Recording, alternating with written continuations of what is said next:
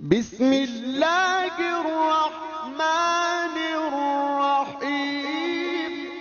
آگے فرماتے ومن باع دارن دخل بناؤها فی البرع وان لم یسمہ ومن باع ارضا دخل ما فیها من النخل والشجر فی البرع وان لم یسمہ ولا يدخل الزرع فی البرع الارض الا بالتسمیۃ ومن باع نخلا او شجرا فیہ ثمرۃ فثمرته للباعی الا ان یشترطها المبتاع۔ تو یہاں پر 4 صورتیں بیان کی جا رہی ہیں، 4 صورتیں، اور یہ 4 صورتیں جو ہیں 2 اصول پر مرتب ہوتی ہیں۔ یہ بات یاد رکھیے گا کہ جو چیزیں عرفاً مبیع کے تحت داخل ہوتی ہیں وہ داخل ہوں گی، اگرچہ ان چیزوں کو ذکر نہ کیا جائے۔ مثال کے طور پر کہا کہ یہ گھر بیچنا ہے، کہا کہ ٹھیک ہے جی، یہ گھر میں نے خرید لیا، تو اس کی دیواریں، اس کی جو ہے بنیادیں، اس کی کھڑکی، اس کے دروازے، یہ سب کے سب مبیع میں داخل ہوں گی، اگرچہ ذکر کیا جائے یا نہ ذکر کیا جائے۔ کیونکہ عرف یہی ہے ہمارا کہ جب ایک مکان خریدتے ہیں تو اس کا دروازہ، اس کی کھڑکیاں، اس کی چھت، اس کی دیواریں، اور چھت کے اوپر اگر کوئی منزل اگر بنی ہوئی تو سب چیزیں اس مبیع کے تحت شمار ہوں گی۔ عرف یہی ہے۔ نمبر 2، یہ یاد رکھیے گا جس چیز کا مبیع کے ساتھ اتصال اس قدر ہو کہ اس کو الگ کرنے میں وہ چیز ہی بیکار ہو جائے، وہ چیز بھی مبیع کے تحت داخل ہوتی ہیں، چاہے ذکر کریں یا نہ کریں۔ مثال کے طور پر دروازے، یہ دیوار کے ساتھ بالکل متصل ہوتے ہیں کہ الگ کریں گے تو دروازے خراب ہو جائیں گے، اور دروازے نکالنے کی صورت میں کمرہ بیکار، جیسے مین گیٹ ہی نکال دیے باہر کا تو پھر کیا فائدہ؟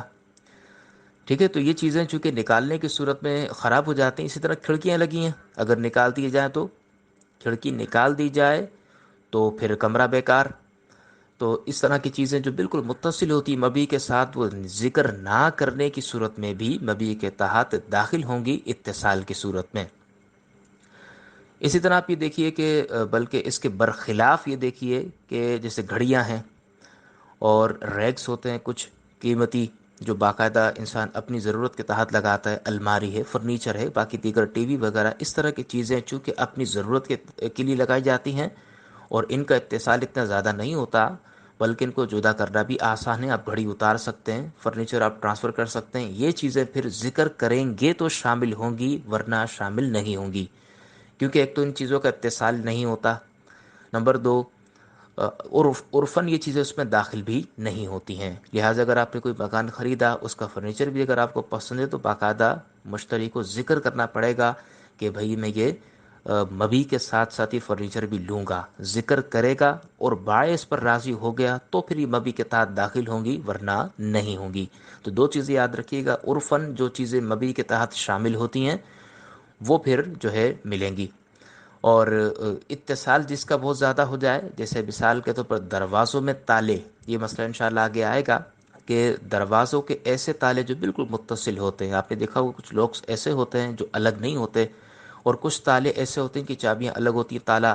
چابی کے ساتھ بالکل متصل ہو کر الگ نکل آتا ہے۔ تبھی آپ نے دیکھا ہوگا اگر کوئی مکان اگر بیچا جائے یا کرائے پر دیا جائے تو مکان مالک اپنا تالا نکال کر کہتا ہے کہ آپ اپنا اس میں تالا ڈال لیں، تو وہ تالے جو بالکل متصل نہ ہوں، منفصل ہو جاتے ہوں، تو ایسے تالے پھر اس میں داخل نہیں ہوں گے، کیونکہ نہ اس میں عرف ہے یہاں ہمارے ہاں کہ تالے جو ہے وہ وہی دیں،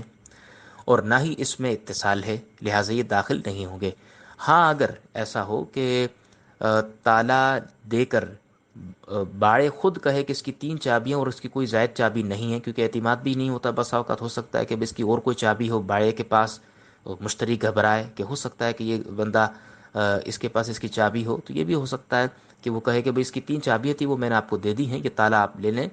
یا آپ لے سکتے ہیں، تو اب کوئی حرج نہیں ہے، وہ چیز اس نے خود دے دی ہے تو اس میں داخل نہیں ہوں گی۔ کہتے ہیں کہ اور وہ شخص جس نے خریدا گھر تو داخل ہوگی اس کی بنا، اس کی بنیادیں، یقیناً بنیادیں داخل ہوں گی۔ اب ایسا تو نہیں ہو سکتا کہ وہ دیواریں اور چھت وغیرہ سب توڑ کر لے جائے اور کہا کہ میں نے آپ کو زمین بیچی تھی۔ تو جب گھر کی بات کی ہے اور جب گھر بیچا جائے تو اس میں دیواریں، بنیادیں، چھت وغیرہ سب اس پہ داخل ہوتی ہیں، لہٰذا اب یہ اس میں شامل رہیں گی، ذکر کرنے کی حاجت نہیں ہے۔ کہتے ہیں کہ وَإِن لَمْ يُسَمِّهِ، اگرچہ ذکر نہ کیا ہو، اور جس نے بیچا زمین کو تو داخل ہوگی وہ چیز جو اس زمین میں ہے، ٹھیک ہے، کیونکہ اتصال بہت زیادہ ہے درختوں کا، درختوں کی جڑیں زمین میں ہیں، تو درخت بھی اس کے تحت داخل ہوں گے، اب وہ چاہے آم کا ہو، ناریل کا ہو، سب درخت اس میں داخل ہو جائیں گے۔ جو جگہ آپ نے خرید لی، جو زمین آپ نے خرید لی، جو مکان آپ نے خرید لیا، تو کہتے ہیں کہ جس نے زمین کو خریدا تو داخل ہو جائے گی وہ چیز جو اس زمین میں ہے، یعنی نخل، کھجور، یعنی کھجور کا درخت، اور شجر اور عام درخت کوئی بھی ہو، سب اس میں داخل ہوں گی بیع میں۔ وَإِن لَمْ يُسَمِّهِ، اگرچہ ذکر نہ کیا ہو، اور نہ داخل ہوگی کھیتی باڑی، کھیتیاں داخل نہیں ہوں گی، کیونکہ کھیتی جو ہے یہ انسان اپنے نفع کے لیے لگاتا ہے، اور اس لیے لگاتا ہے تاکہ اس کو جدا کر سکے۔ درختوں میں اور کھیتی باڑی میں فرق یاد رکھیے گا۔ درخت بھی وہ داخل ہوں گے جو سر سبز ہوں، کیونکہ سبزہ جو ہوتا ہے، سبز درخت اس لیے لگائے جاتے ہیں تاکہ دوسروں کو فائدہ ہو، ہم کو بھی فائدہ ہو، اور یہ متصل ہوتے ہیں، لہٰذا یہ جدا نہیں ہوں گے۔ ہاں، یہ کہا ہے علماء نے کہ اگر وہ بالکل سوکھ گئے ہوں تو یہ درخت متصل اگرچہ ہیں، لیکن اس کو الگ کر سکتے ہیں کیونکہ یہ کسی کو نفع نہیں دیتے۔ لیکن اگر سبز ہیں درخت تو یہ پھر داخل ہوں گے اس کے اندر،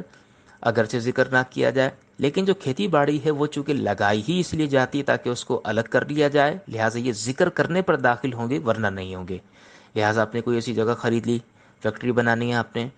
مکان تیار کرنا ہے، جب دیکھا آپ نے وہاں کچھ کھیتی لگی ہوئی تھی تو پھر آپ